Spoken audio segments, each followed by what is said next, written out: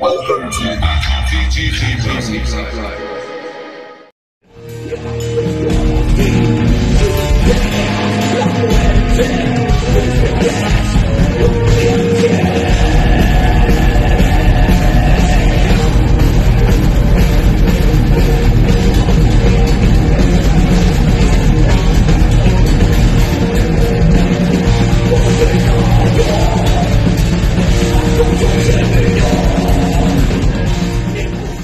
Aujourd'hui au Auxerre, on est avec Mescla. Est-ce que vous pouvez... comment vous allez? Comment on va? Bah, ça va. Ça va bien. Plutôt bien, plutôt excité. Est-ce que vous pouvez présenter le groupe? Oui, bah, le groupe existe depuis 2007. On a réalisé 6 disques, on fait pas mal de concerts, créé un répertoire acoustique en plus de notre répertoire thrash death, puisque notre musique est un mélange et métissé de flamenco également. Et puis voilà, on a un line-up qui est assez stable depuis une dizaine d'années maintenant, avec Geoffroy, Thibaut et moi-même, Alexis. Et on vient de recruter, si je puis dire, un nouveau bassiste qui s'appelle Victor. Et ce soir, on sera exceptionnellement avec une danseuse de flamenco qui s'appelle Sofia Sena et qui va danser du flamenco sur plusieurs de nos morceaux. Et vous avez sorti hier votre dernier album, Vidas Suspendidas. Vous faites la release aujourd'hui? C'est la release party, c'est ce soir. C'est la première fois qu'on va jouer nos nouveaux morceaux sur scène. Là, vous êtes en autoprod, c'est ça? Alors oui, on est en autoprod, ouais. On est aidé en fait, on a un label promo et la distribution grâce à ce label promo par Season of Mist, mais on est indépendant quoi. Un de vos précédents albums, Metamorphosis, c'était un peu une anticipation après le Covid au niveau du comportement humain?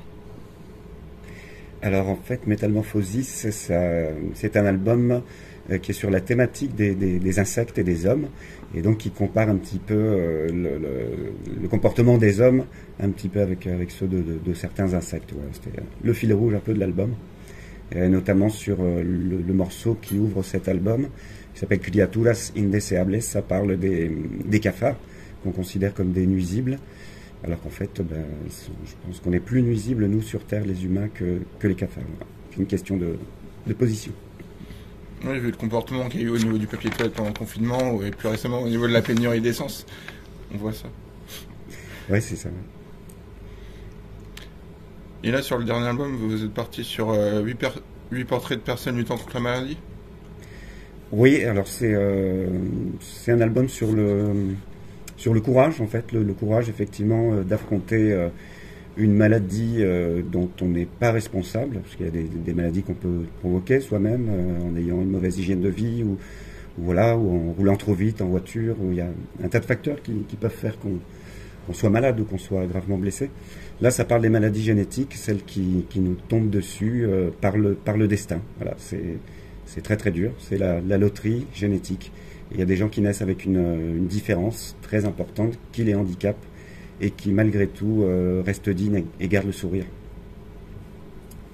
Et on a voulu leur rendre hommage parce que une certaine partie des personnes décrites sur l'album, nous les connaissons. Ouais. Et aussi il y a Borrelia, c'est au niveau de la borréliose de Lyme. Oui, alors ça traite de la maladie de Lyme qu'on attrape par la tique, donc la borréliose, mais alors Alex peut en parler mieux que moi, je pense, de la borréliose. Bon, en fait, on dit borréliose et borrelia aussi. C'est effectivement la bactérie qui est véhiculée par des rongeurs et par les puces, et puis ensuite par les tiques aussi, qui vont retransmettre cette bactérie avec lesquelles les rongeurs vivent très bien. Ça les affecte pas du tout. Enfin, voilà pour l'histoire. Et la bactérie s'appelle la borrelia ou borréliose. Et comment ça s'est passé pour la composition? Du coup, la composition, on a commencé un peu avant le confinement, avant le premier confinement. Donc on a fait un premier morceau, on a un début de premier morceau ensemble, et puis après ça a été fait à distance en fait pendant le confinement, où on s'envoyait des fichiers. Et puis on a retravaillé après ensuite entre 2 confinements ensemble, quoi. Mais c'était beaucoup à distance, quoi. Et chacun amène une idée principale, par exemple, et puis on développe autour de cette idée. Et puis sinon, ça peut être un morceau assez abouti aussi, sur lequel on retravaille des choses, quoi. La particularité, c'est qu'on n'a pas vécu les morceaux live. Enfin, on les a pas vécus en répétition. Tous les albums précédents, on faisait des arrangements, on organisait aussi la structure des morceaux en direct, en fait, entre musiciens.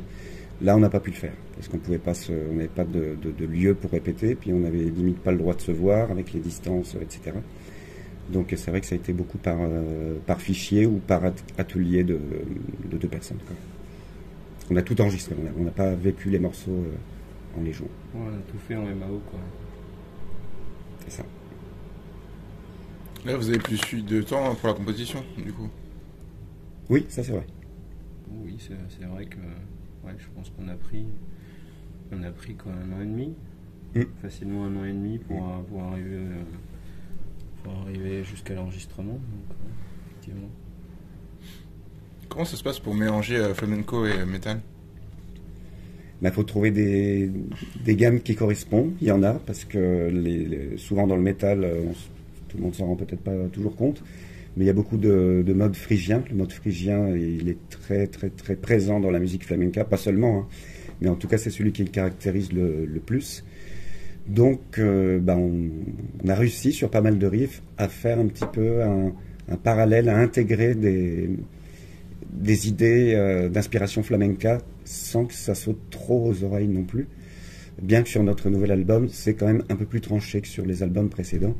Et il y a beaucoup de parties donc, qui ont été jouées à la guitare flamenca. Il y a des percussions flamenco, notamment du cajon. Et il y a également la voix de Catalina Jiménez, qui est une chanteuse de flamenco gitane, qui a posé sa voix sur plusieurs titres. Et puis il y a aussi beaucoup les rythmes du flamenco qu'on retrouve dans les riffs, par exemple Respirar, c'est un rythme de bulería. C'est un rythme de ce qu'on appelle une bulería. Il y a quoi d'autre qu'on trouve? Il y a aussi la sevillana sur la Ola Salvadora, la deuxième partie, effectivement un rythme sur 6 temps, et même la tonalité qui est celle de la sevillana. Mais merci Victor, c'est raison en plus. Et l'album a été produit par HK et coproduit par Fred Leclerc. Ça se passe comment?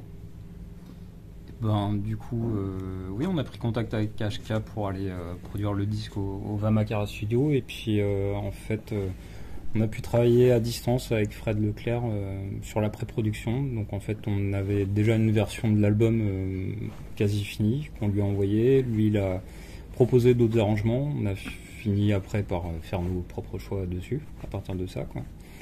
Et puis après avec HK une nouvelle fois on a retravaillé des choses parce que quand tu enregistres, enfin au moment d'enregistrer il vient de nouvelles idées aussi qui te permettent de réarranger encore les morceaux, quoi.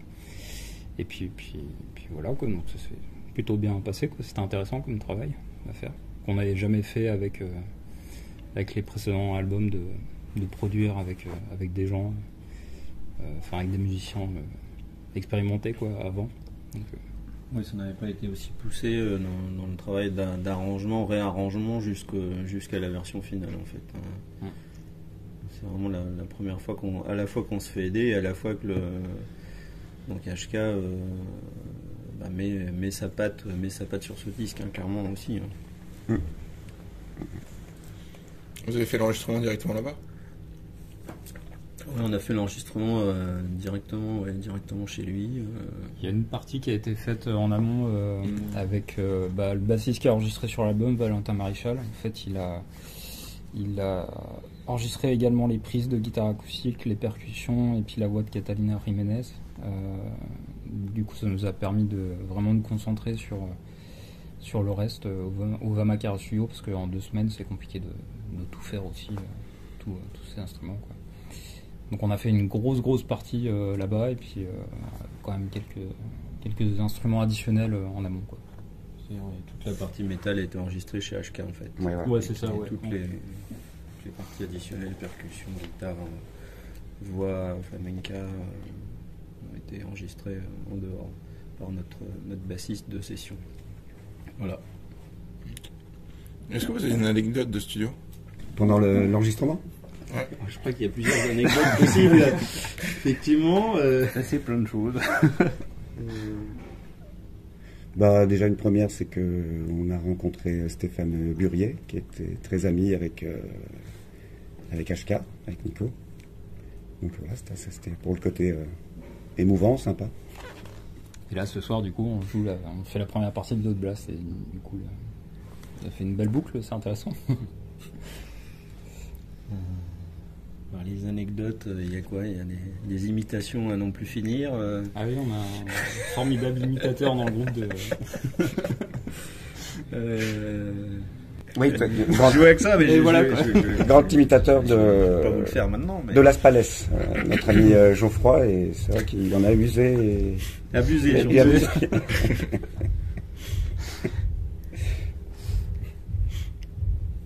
On peut me parler du morceau Rayos Assassinos? Le texte ou la Le musique? texte et la musique.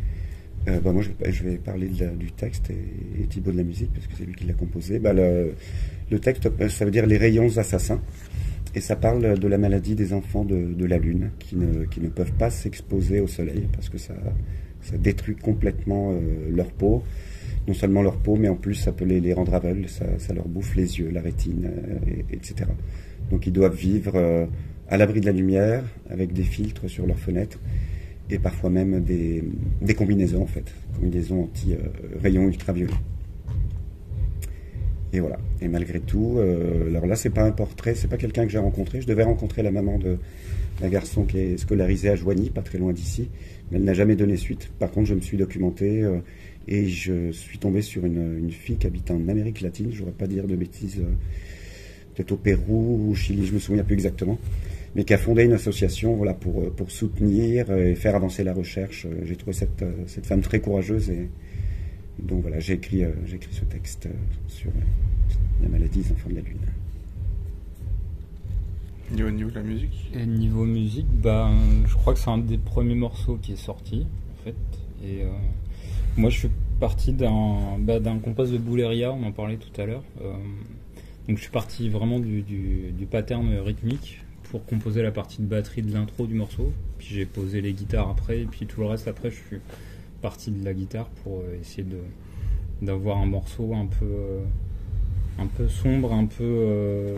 sur toute la première partie du morceau, c'est assez lent, assez tendu, assez tendu, assez austère, et c'est un type de morceau qu'on avait pas beaucoup, on l'avait un petit peu sur les albums d'avant, mais pas énormément, et du coup moi j'avais envie d'apporter ça, et puis en même temps il y a aussi beaucoup de place pour des parties flamenca. Du coup il y a eu pas mal d'ajouts après de guitare acoustique dessus. Est-ce que c'est un des albums les plus personnels pour toi? Pour moi? Non, au niveau des textes, je parle pas du tout de mes propres expériences, à part peut-être un petit peu indirectement par rapport au portrait de Christelle, qui est une amie qui est malvoyante, et donc là où je parle un petit peu du fait effectivement de ne pas voir, mais enfin c'est quand même différent parce qu'elle c'est une cataracte congénitale, et donc son problème c'est qu'elle perd la vue petit à petit. Voilà, ce qui est pas du tout moi ce que j'ai vécu en tout cas. Donc non, je parle pas dans les textes, pas du tout de moi, absolument pas. Et comment tu vis la scène en étant malvoyant?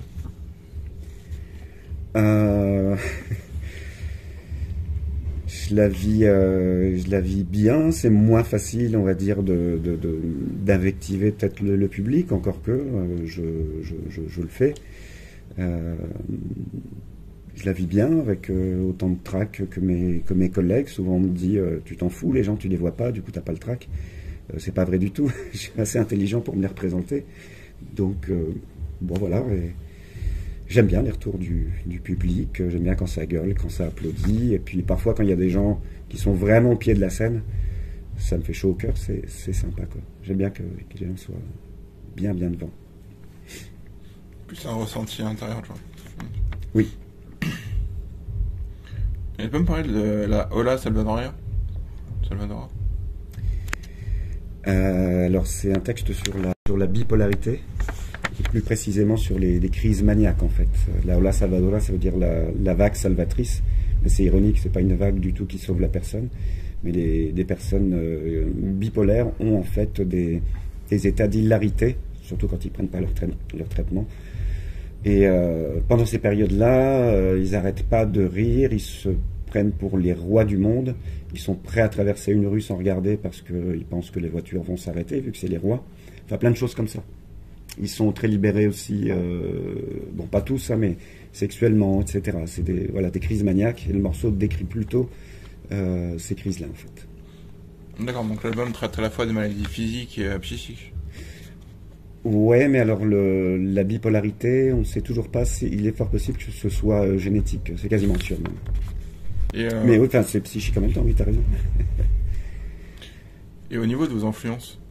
Elles sont très larges. Je pense qu'on aime beaucoup les groupes de death metal et de thrash metal des années 90. Pas de groupe death par exemple, c'est un groupe qu'on aime beaucoup. Ouais, tous, ouais. Après il y a Creator, ça c'est une influence aussi. L'autre Blast, ça en fait partie. C'est un groupe qu'on a beaucoup écouté, et puis en écoutant le dernier, la production du dernier aussi, je pense que ça nous a un peu ouais, ça nous a convaincus. un peu convaincu d'aller chez HK ou Vamakara aussi, donc voilà. Et puis après au niveau flamenco, peut-être plus Alex qui peut en parler. Bon, moi je suis un fan de Paco de Lucia, c'est mon guitariste préféré, même tout guitariste, toute musique mélangée. Et puis j'aime beaucoup Creator et Death, je pense que c'est ce qui apparaît le plus peut-être dans Mescla, dans notre partie métal. C'est deux chanteurs, Chuck Schuldiner et Emil Petrozza, que j'apprécie beaucoup. Je trouvais qu'il y avait un riff à Slayer aussi à un moment donné dans l'album. Ah, c'est pas impossible, j'adore Slayer aussi et je suis pas le seul. On aime bien Slayer. Bon, ouais. On en a fait à un moment donné, on en faisait d'ailleurs trois reprises de Slayer. Donc on aime aussi, ouais. Vous n'êtes pas beaucoup de groupes à faire du métal ponctué de flamenco. Il y a un pour Elsa aussi. Il y a eux, ouais. On aimerait bien qu'ils n'existent pas, mais c'est comme ça. Non, c'est une blague. non, ouais, moi je connais que Impuresa et puis nous. Il y a un groupe qui s'appelle Flametal aussi, avec un guitariste qui s'appelle Ben Woods, qui fait métal flamenco aussi. Mais voilà, après nous on adore Impuresa aussi. C'est juste qu'on a vraiment une manière de composer différente, et puis eux ils sont vraiment sur un style death brutal très marqué. Nous on a plutôt cette influence un peu old school, et puis pas du tout la même façon de composer non plus, quoi. Du coup je trouve ça cool d'avoir plusieurs groupes qui proposent ce mélange là, mais avec une autre manière de l'aborder, quoi. C'est plutôt cool, quoi. Ouais, une vision différente. Malgré tout, on n'a pas la même identité. Et on a peut-être les mêmes influences, mais ça se traduit pas par la même musique au final, quoi. Mais c'est chouette, non, je plaisantais, mais c'est chouette qu'ils existent, et c'est bien de voir ce qu'ils font, comment ils abordent ce mélange. On a déjà joué avec eux, d'ailleurs, on les connaît. Vous avez l'air d'être un peu plus dans le ressenti avec Mescla par rapport à Impuresa, c'est beaucoup plus mûr du son.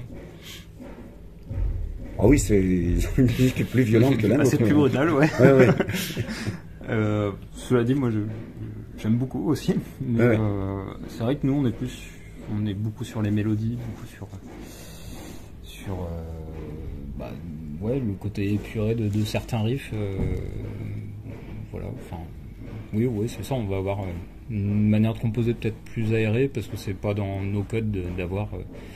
Et puis techniquement c'est compliqué aussi d'avoir des gros tapis de double, faut pouvoir les gérer, et puis niveau gratte et puis niveau batterie faut pouvoir les faire aussi, quoi. Donc nous c'est pas forcément notre culture, quoi. Même si on aime ça. On se concentre beaucoup sur l'harmonie. Voilà. D'ailleurs, il est rare dans les compos de Mescla que Geoffroy et moi, qui sont donc les deux guitaristes, jouions exactement les mêmes choses. On joue quasiment tout le temps des trucs différents. Donc en live et en album, c'est pas forcément la même chose que vous jouez? On essaie. Là, ce soir, la chanteuse de flamenco ne sera pas là, parce qu'il y a aussi une question de budget. Hein. Et on a samplé sa voix pour que sa voix soit diffusée dans la salle. Ouais. Puis il y a vraiment une écriture au niveau des guitares qui fait que oui, il n'y a jamais de doublure, vous jouez jamais la même chose au même moment. Et là, pour le coup, c'est pas. Il y a beaucoup de groupes de thrash et de death où en fait il y a un guitariste soliste qui est là, le deuxième guitariste, pour pouvoir faire un solo par-dessus le riff. Mais là, dans Mescla, c'est vraiment pas du tout ce cas-là, quoi. C'est-à-dire que les deux sont solistes d'ailleurs. Il y a des solos et de Geoffroy et d'Alexis. Alternativement, des fois même ils s'échangent un peu les solos. Et ouais, effectivement, là, si on manque une guitare, on le sent, on l'entend tout de suite dans la musique. On se dit non, elle est vraiment faite pour qu'il y ait deux parties de guitare très complémentaires, très harmonisées. Tu peux me parler de la pochette de votre album qui a été fait par Steve Jurtig? Est-ce que vous voulez raconter? Ouais, c'est notre troisième collaboration avec Steve. Parce qu'on a commencé avec Metamorphosis en 2016, si je dis pas de bêtises. Puis après, on a fait un album acoustique à Arena Roja avec lui aussi. Et du coup, cette troisième pochette, ça permet de garder une identité visuelle assez intéressante, parce que il va avoir la même patte, même si c'est pas le même style graphique. Alors si je dis pas de bêtises, il était sur un style de dessin au point sur les deux albums d'avant, et puis là c'est plus tracé, je sais pas les termes exacts, mais du coup on a cherché aussi quelque chose de plus sombre et plus fourni aussi en détail que sur les pochettes précédentes. Donc ça lui permet de lui donner une identité quand même un petit peu différente. Puis après, au niveau du concept de la pochette, je sais pas si, si mes collègues veulent développer. Il s'agissait de traiter l'idée de la chimère, quoi. C'était ça, je crois, notre idée de base, mais et ça s'est transformé en une tête, en une tête à trois visages. Qui représente d'ailleurs. Ouais, il y avait cette idée de la chimère au départ pour représenter en fait le fait qu'il y ait la maladie, mais aussi la manière de la combattre. Et en fait, ces trois têtes qu'on a sur la pochette, ça représente à la fois la maladie, la personne qui en souffre et la personne qui la combat. Donc c'est pour ça qu'on a ces trois visages là. Et avec les têtes dans le fond qui représentent un petit peu les portraits aussi qui sont décrits de l'album. Donc ça, avec l'attique aussi sur le dessus des trois têtes qui fait écho à Borelia, quoi, dont on parlait tout à l'heure. Voilà, je suppose qu'on... Vous avez fait un clip pour Borelia aussi? Une lyrics vidéo, ouais. Donc c'est Samuel Léry-Modins qui a réaliser la lyrics à partir des visuels de Steve, et puis voilà, c'est sorti fin septembre, donc c'est en ligne. Est-ce que vous avez un autre clip de prévu? Alors, normalement 2 autres. Je sais pas si je dévoile les noms des morceaux ou pas. On va peut-être le dire des secrets. Non, il y aura un clip du morceau Sin Souffrir, Sin Temblar. Oui, cela on est à peu près sûr. C'est pas qu'on veut pas dévoiler le deuxième, c'est qu'on espère que ça va se faire, donc c'est au mieux peut-être. C'est en projet en tout cas. Là, vous semblez alterner album acoustique et album plutôt métal. Est-ce que le prochain c'est acoustique? Alors là, je sais pas du tout, pas forcément. Je suis pas sûr qu'on puisse encore répondre à cette question. On sait pas, ouais, on n'a pas parlé de ça. Je l'ai pas encore posé.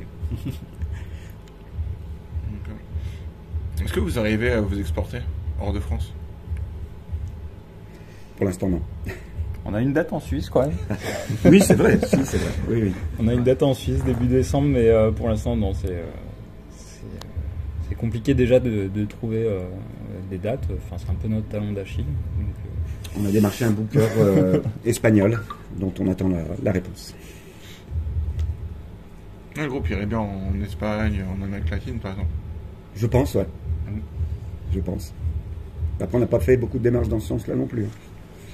Et est-ce que vous avez des plans pour 2023? Ça se met en place. On va dire ça se met en place. Je vous laisse le mot de la fin pour l'interview. Eh ben, déjà, merci pour tes questions de qualité. Et puis, voilà, on espère qu'il y aura beaucoup de monde ce soir pour notre release party et première partie de Loot Blast et Achiavel. Et puis on espère que tu vas apprécier de nous découvrir sur scène. Voilà.